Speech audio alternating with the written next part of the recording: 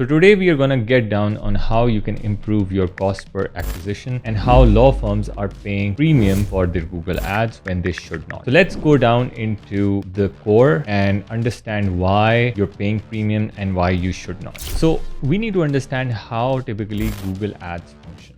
So Google ads means that you have a ad running for your law firm. For example, here we have an immigration attorney running their ad on the first place. Now, if you see, you're showing the ad to all these people who are right now searching for an immigration attorney, but then there are two groups. One group is the unqualified group, which means that these people are not going to convert because they might not align with your firm. They might not have enough money, there might be a conflict of interest and other things that you normally face. Now, you don't want your ad to be shown to these people, but obviously when you're showing the ad on Google, everybody gets to see. Then there's a group which we want to target, and that is the qualified leads. Qualified leads are ones that are going to be signing a retainer with you, and they are the ones you really want. Now, the pink people are all the unqualified leads, and the yellow ones are the qualified leads. Now, all these people visit your site, they click on the ad, and then what happens is that just by clicking, you're paying about 100 to 150 US dollar a click. Now, obviously, that does not mean they're going to be your customers, but all of these people are costing you. Now, what happens is that let's do a simple math here, and that is you have 100 clicks in a day, and which means you're paying about 100 US dollars, which means that in a typical market that would cost you about 10,000 US dollars. Now, what's happening here? When you see this number, you would want that these people which are in the qualified group, they must convert. And if you're selling something like a service of 5,000 US dollar and you convert them or acquire them for about, let's say, 5 of them, you're still in profit because you're making about 25,000 US dollars. The number shows that how much you can earn or the potential revenue, but then there is something called cost per acquisition. Now, what cost per acquisition means? Cost per acquisition means that how much money you're paying for one customer that you convert amongst the whole pool. So let's say you spend 10,000 and you got only 5 people converted, which means that the cost per acquisition will be the total spend over 5 people converted, and that would be about 2,000 US dollar is going to be your cost per acquisition. So this is the amount you got to typically pay to get the client and sign a retainer. Obviously, then the profit is calculated because now you're selling the service for about 5,000 US dollars. So that means that you are essentially earning about 3,000 US dollar in net, or you could say in gross revenue. Now, that is not a problem. Why it is not a problem? Because that's what all marketers tell you. What I'm going to tell you is a little bit different thing, because what we need to understand is that how your website functions first, and that's how we're going to understand how we can reduce this cost per acquisition. So suppose these number of users come to your website. So there are different tracking softwares that we use. The most popular for Google is the Google Tag Manager. And what it does is it basically connects your Google's ad account. And also it shows a general behavior of how people are interacting with your website. So how much depth they scroll to, what they're clicking on, how they're responding to certain things. And you can actually put a lot of tracking through Google Tag Manager. Now, the problem is when you see your typical website, so you have a headline right here, and then you have a form that you want people to fill. Now, if this is a regular form, which means it will have a name associated with it. It will also have a, a email that you want, and probably you want a phone number. Now, when they hit it, they are transferred towards the thank you page, where this tracker understands that this is a qualified lead. Why? Because this person visited your website, and now he has filled the form, and now he's on the thank you page. So it fires the tag, tells the Google ad account that you have a perfect lead. But here's the problem, and that is, when you look at it closely, you'll understand that about 70% of these people are not really qualified. Because, like we initially established, that qualified means the ones who are interested in your services and also who can pay for your services. Now, we have a lot of debate on whether they sign up or not with your services, but that's a separate issue. Right now, we want to ensure that the intent of the user matches. So you don't want somebody who's just window shopping to fill the form and then you manually qualify. Now, that's not an issue.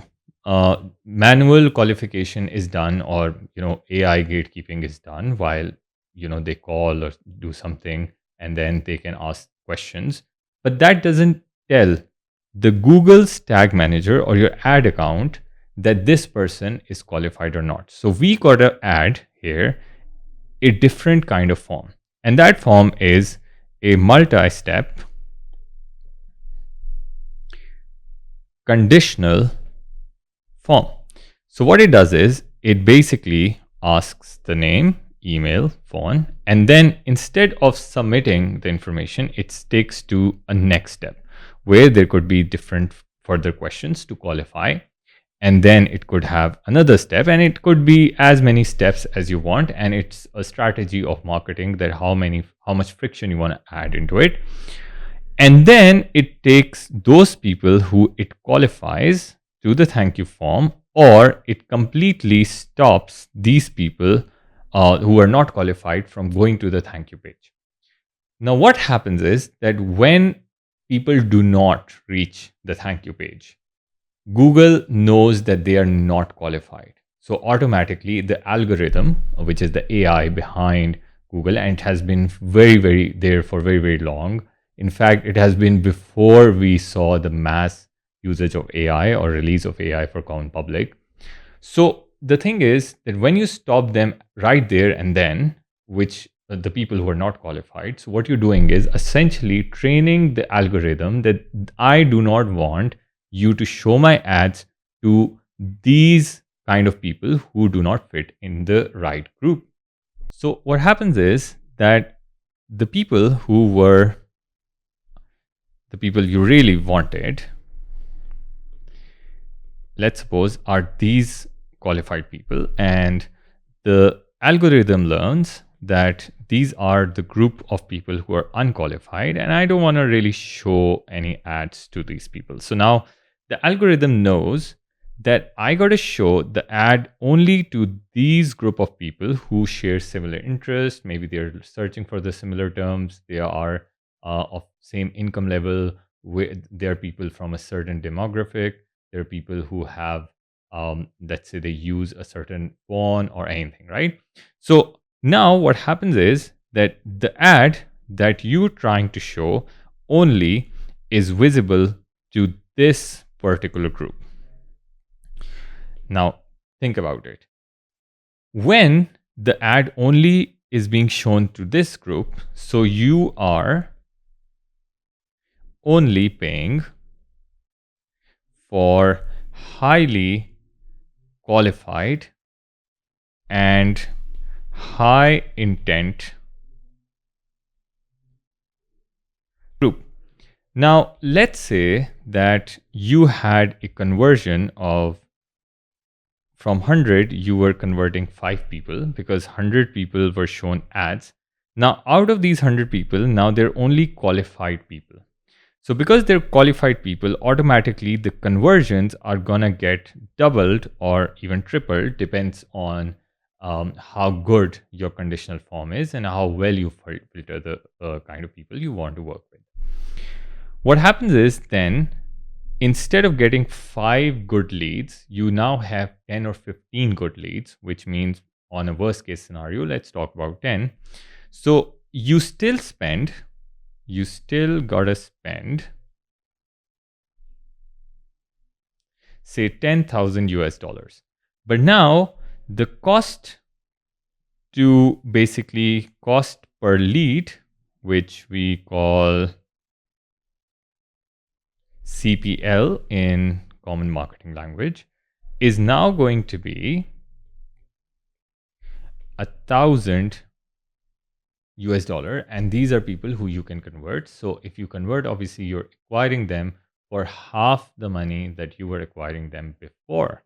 So just because you have implemented a form which is multi-step and conditional, you have reduced your paying for a lead by 100%. So it's half now. So you need to understand that it's very, very important that you basically implement the form in the very, very beginning. Now, as we work with different law firms, and we have seen drastic improvement in their ad quality, we have seen drastic improvement in the types of lead they're getting, and they're getting more leads every single day. Now, forms are not very difficult to implement. In fact, firms like us build custom multi-language forms as well, and they could be as cheap as less than $1,000. Now, the thing is, it's not difficult to implement this form. So the form that we build, and we worked with so many law firms to implement that form, it can be designed as the design. It could be very similar to your website. It's a form that can be multi-language. It can have different conditions. It's totally customizable. Now, the next thing is whether it's price heavy or not. So trust me, it's not, because if you're losing $1,000 per lead, you could implement this form as cheap as less than $1,000. And when you do that, you're basically saving a lot of money. So let's suppose if your budget is $10,000, you're spending that each month, and you're saving $5,000 each month just because you implemented one time paid form for $1,000. That means you already have a 5x ROI on the same single day or a single month. So be a smart law firm, contact us today, and I can help you implement this form and show you a great example of how you can save a lot of money on your Google Ads.